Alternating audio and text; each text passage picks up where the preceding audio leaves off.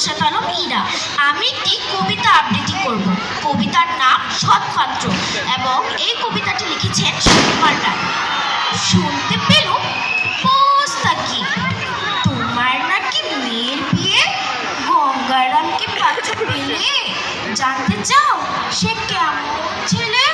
মন্দ নয়, সে পাত্র ভালো, রং যদিও বেজায় কালো। তার উপরে মুখের গঠন অনেকটা ঠিক পেঁচার মতন।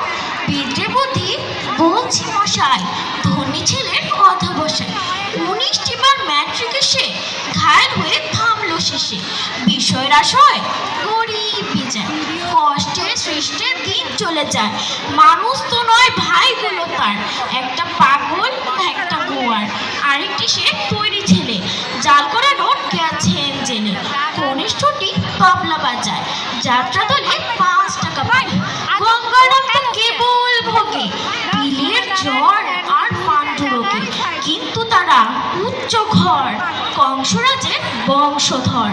শ্যামলাহিরি বনগ্রামে কি যেন হয় গঙ্গারামের।